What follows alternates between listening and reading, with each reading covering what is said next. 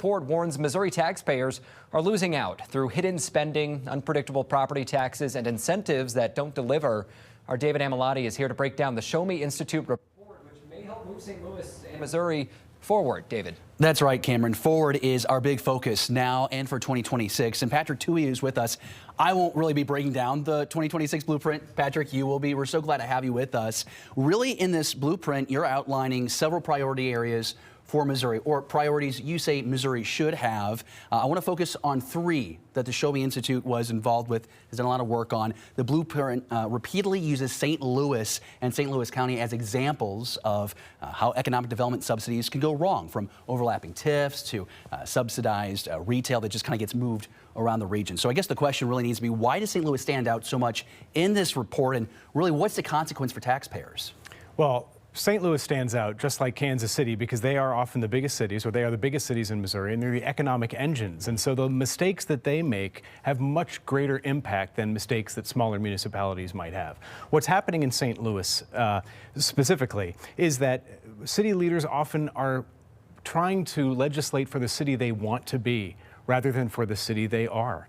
St. Louis is losing population, it has high taxes, it has significant problems with public policy, including public safety and infrastructure. And so city leaders need to say, these are our problems, how do we address them, rather than too often whistling past the graveyard and thinking, well, if we spend money on a convention center, we'll somehow grow out of this problem. It hasn't happened, and we want them to focus on the city that really exists. The blueprint also cites St. Louis for major transparency gaps, including the fact that the city, for example, isn't participating in statewide financial reporting portals, and that many local governments in the region have inconsistent or missing data. So what does this blueprint say really needs to change for St. Louis taxpayers so that they can see where those dollars go more clearly? Well, it may be just as simple as that. Taxpayers whose money this is need to be able to understand where is their money going, how it's being used. But it's not just to hold cities accountable. Research of federal policies demonstrate that when cities and municipalities and states are transparent,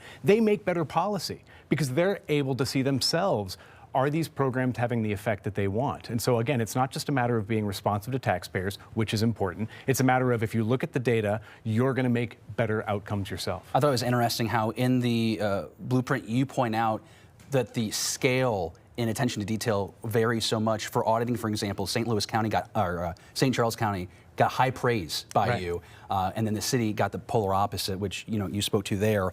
The blueprint also points out St. Louis County's assessment spikes and high number of appeals as evidenced with the property tax system. We saw this with the senior property tax freeze.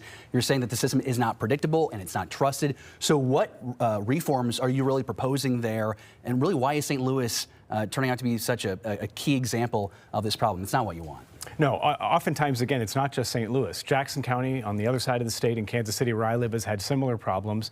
Platte County, also on the western side of the state, what they adopted was, rather than try to assess property parcel by parcel, they simply had a smaller increase county-wide. That may be a much more efficient way for the city and county to raise the revenue it needs without putting so much pressure on a few landowners. So again, it's a matter of, we understand the revenue is necessary. Is there a better, more efficient way and a fairer way we can collect it? Patrick Toohey is a senior fellow with the Show Me Institute. I want to thank you for your time. If you miss any part of this interview, no problem at all. You can watch the whole thing on your First Alert 4 News app. It's also where we will be linking the full 2026 blueprint so you can take a look for yourself, because you guys make about 20 points of what Missouri and St. Louis should be doing. Dive into that. Cameron?